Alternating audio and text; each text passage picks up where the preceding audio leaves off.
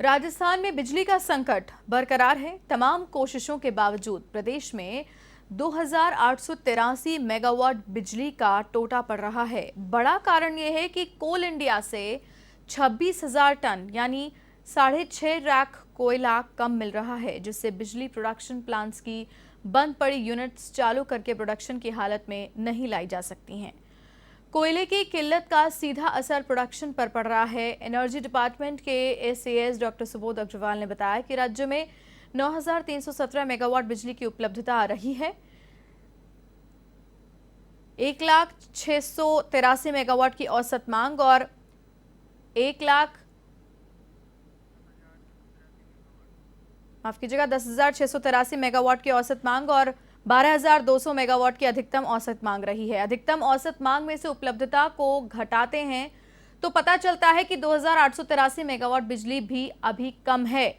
इसीलिए डिमांड और सप्लाई के इस फर्क को पाटने के लिए रोस्टर के आधार पर फीडर्स से बिजली कटौती की जा रही है।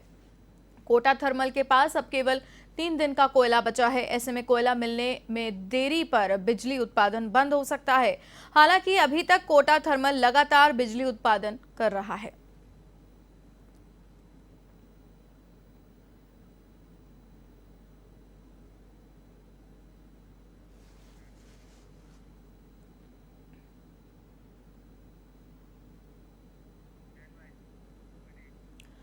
टोंक सआदत अस्पताल में फैली अव्यवस्थाओं की शिकायतों पर टोंक विधायक सचिन पायलट अचानक से सआदत अस्पताल पहुंचे और इस दौरान अस्पताल में पीएमओ खेमराज बंशीवाल समेत आउटडोर में कई चिकित्सक नदारद मिले। पायलट के अस्पताल पहुंचने के भी 15 मिनट बाद पीएमओ पहुंचे और पायलट ने पीएमओ को जमकर लताड़ लगाई। पायलट ने पीएमओ पर नाराजगी जाहिर करते हुए अनुशासन से कार्य नहीं करने पर कार्य छोड़ देने तक की बात कही।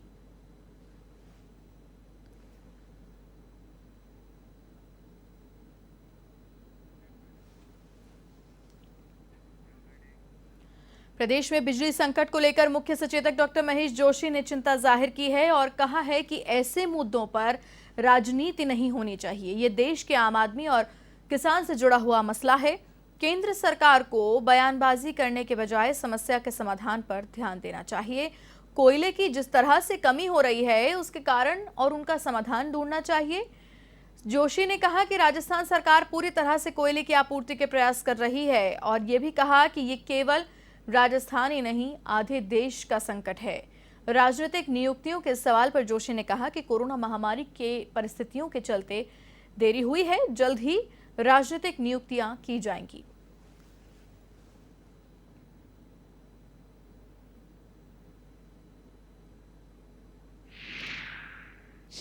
जिन मुद्दों पर राजनीति नहीं होनी चाहिए उनमें से एक मुद्दा ये भी क्योंकि किसानों से जुड़ा हुआ है, देश के आम आदमी से जुड़ा हुआ मुद्दा है।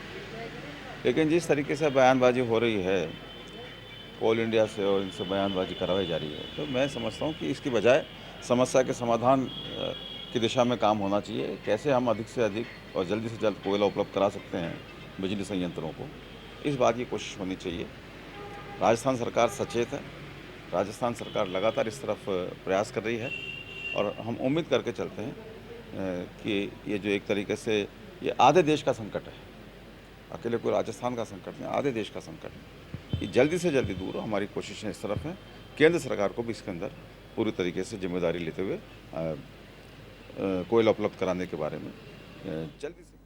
धौलपुर जिले के सदर थाना क्षेत्र के खानपुरा गांव के पास एक भीषण सड़क हादसा हो गया। यहां NH 11B पर केले से भरे टेम्पो और कार में जोरदार भिड़ंत हो गई। इस सड़क हादसे में 3 लोगों की मौके पर ही मौत हो गई, जबकि 12 लोग गंभीर रूप से घायल हो गए हैं।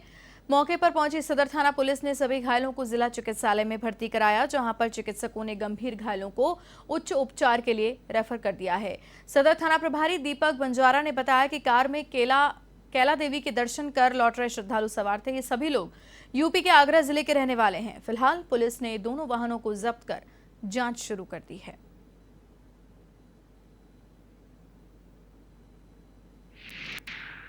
धौलपुर से करौली जाने वाले रोड पे खानपुरा गांव के पास बाड़ी रोड पर एक टेम्पो और एक इको गाड़ी में जो केला देवी माता जी के दर्शन करके आ रहे थे, लगभग 16 सवारियाँ थी। और एक टेम्पो जिसमें केले भरे हुए थे, जिनका आपस में जोरदार भिड़ंत हुई, जिसमें 3 लोग मौके पर उनकी डेथ हो गई है और लगभग 12-13 लोग घायल हैं, जिनका उपचार जारी है और रिपोर्ट लेकर कार्रवाई पोस्टमार्टम करवाया जा रहा है एक्सीडेंट के कारणों के संबंध में। जोधपुर के देचू मुख्य बाजार में किराने की दुकान से नगद चोरी के मामले में 2 आरोपियों को गिरफ्तार किया गया है। पुलिस अधीक्षक अनिल कयाल ने बताया कि 26 सितंबर की किराने की दुकान का ताला और शटर तोड़कर 2.5 लाख रुपए चोरी करने का मामला दर्ज हुआ था, जिस पर यह कार्रवाई की गई और पुलिस की पूछताछ में आरोपियों ने चोरी की वारदात कबूल की है।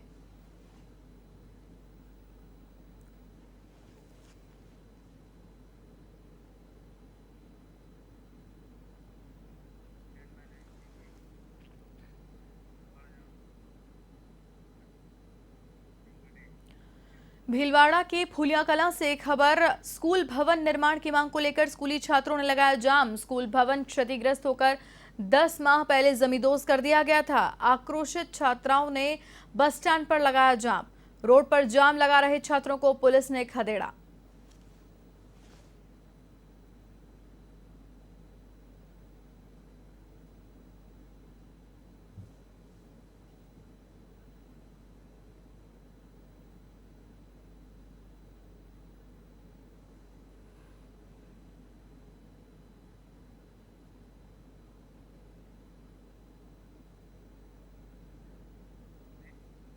झुंझुनू के उदयपुर वाटी के स्टेट हाईवे पर जमात स्थित शराब की दुकान पर बदमाशों ने फायरिंग की। जानकारी के मुताबिक बदमाशों ने दुकानदार से शराब मांगी, लेकिन पैसे देने से इनकार कर दिया।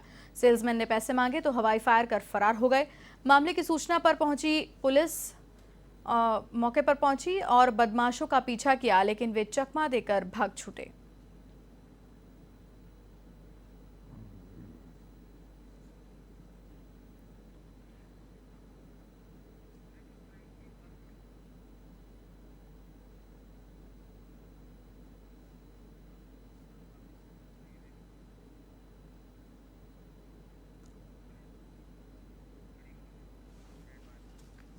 झालावाड़ जिले के चौमहला कस्बे के मध्य से दिल्ली मुंबई रेलवे लाइन से सटा हुआ नाला इन दिनों कस्बे वासियों के लिए परेशानी का सबब बनता जा रहा है। नाले के आसपास रहने वाले लोगों का कहना है कि एक तरफ डेंगू एवं मलेरिया जैसी भयानक बीमारियों से हॉस्पिटल में जगह नहीं मिल पा रही है, तो वहीं कस्बे के मध्य से ये खुला नाला बह रहा है, जिसकी बदबू से यहाँ रहना दुश्वार हो चुका है।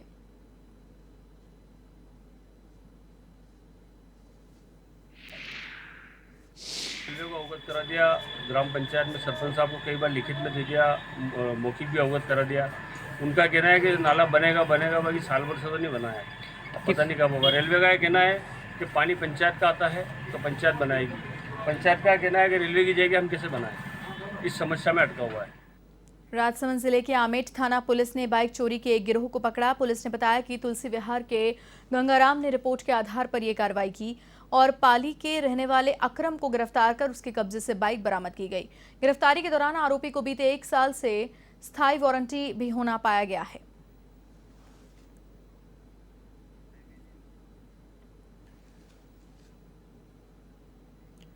लूणी कस्बे में हर वर्ष की तरह शरद ऋतु में हजारों किलोमीटर का सफर तय कर आने वाले विदेशी मेहमान साइबेरियन पक्षी कुरजा ने इस बार भी आगमन कर लिया है।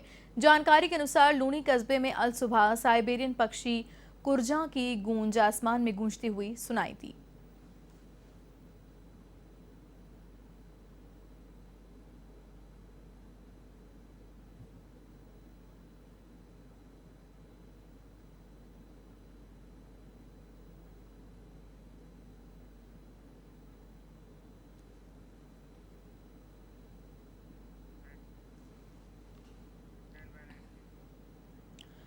जयपुर जिले के सांभर महाविद्यालय के प्राचार्य का स्थानांतरण होने पर ग्रामीणों ने विरोध जताया और मुख्यमंत्री के नाम उपखंड अधिकारी को ज्ञापन सौंपकर तुरंत स्थानांतरण निरस्त करवाने की मांग की। तो वहीं मामले को लेकर आर्य समाज भवन में सर्व समाज की मीटिंग आयोजित की गई, जिसमें डॉक्टर ज्ञान प्रकाश दायमा का स्थानांतरण सांभर से बज्जू होने के कारण सर्व समाज ने विरोध दर्ज करवाया है।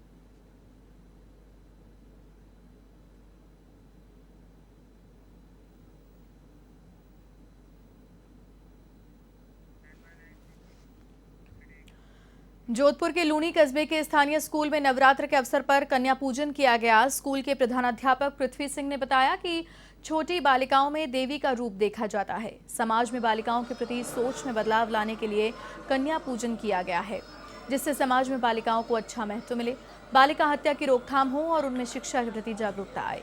इन सभी बातों को ध्यान में रखते हुए ये कार्यक्रम आयोजित किया गया। नाम बताओ। पाली के रोहट में राजकीय उच्च माध्यमिक विद्यालय की छात्रा सुमन विश्नोई का सम्मान किया गया। सुमन ने सर्वाधिक अंक लाकर जिला स्तर पर प्रथम स्थान प्राप्त किया है। साथ ही विद्यालय आगमन पर प्राचार्य कृपा रानी शर्मा ने प्रमाण पत्र देकर सम्मानित किया। साथ ही संस्था प्रधान ने बताया कि छात्रा सुमन विश्नोई ने पद्माक्षी अवार्ड, उपखंड स्तर पर सम्मान, गार्गी पुरस्कार सहित कई गतिविधियों में प्रथम स्थान प्राप्त किया है।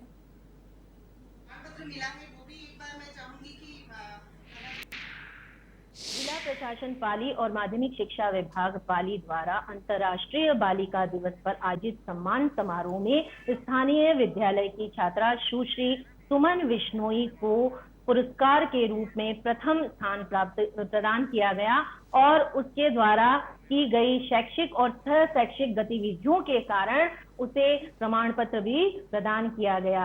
इसी उपलक्ष्य में स्थानीय विद्यालय में भी उसके आगमन पर सम्मान समारोह आयोजित किया गया, जिसमें संस्था प्रधान और स्टाफ के सदस्यों ने व छात्राओं ने उसका सम्मान किया। इसी बीच इस वक्त की बड़ी खबर, रीट में हुई कथित धांधली से जुड़े आरोपियों की कोर्ट में पेशी होनी है। सवाईमाधोपुर के गंगापुर सिटी से इस वक्त की बड़ी खबर हम आपको बता रहे हैं, जहां पर रीट पेपर लीक गिरोह से जुड़े आरोपियों की गिरफ्तारी का मामला और आरोपियों की कोर्ट में पेशी। गिरोह से जुड़े 5 प्रमुख आरोपियों को आज पेश किया जा रहा है।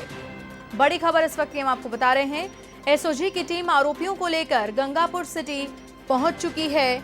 बत्तीलाल मीणा, शिवदास उर्फ शिवा मीणा को पेश किया जा रहा है। रवि जीनापुर, पृथ्वीराज मीणा और रवि पागड़ी को पेश किया जा रहा है।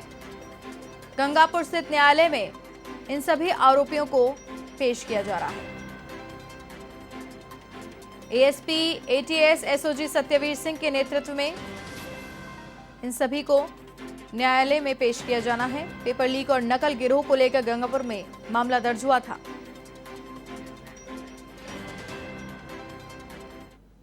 खबर अजमेर से है, जहां बैंक अधिकारी बनकर 1,91,000 की ऑनलाइन ठगी का मामला सामने आया है।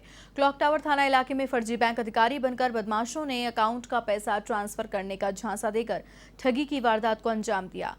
तोपदड़ा इलाके के रहने वाले विपिन पटेल के खाते से एनीडेस्क ओपन करवाकर रकम निकाली गई। फिलहाल पीड़ित ने क्लॉक टावर थाने में इसकी शिकायत दर्ज कराई है।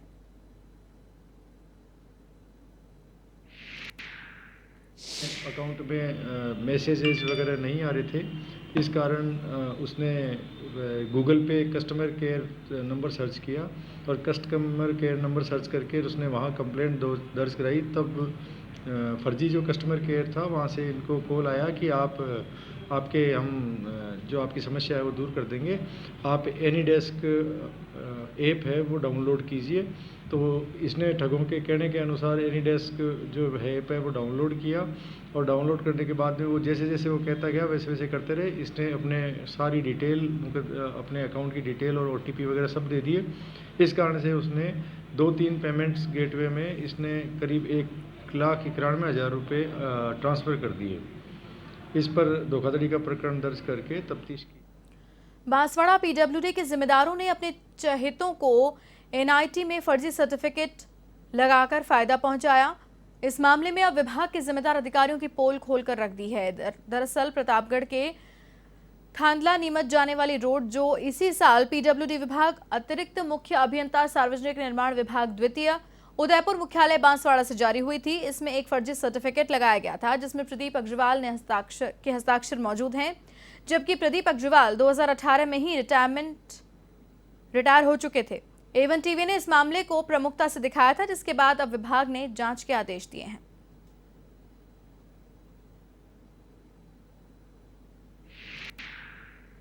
आज हमें एक कंप्लेंट मिली है कि एनआईटी के अंदर एक स्टेटमेंट्स फर्जी लगाया गया है। उस स्टेटमेंट्स को हमने एससी प्रतापगढ़ और संबंधित एक्शंस को भिजवा दिया गया है।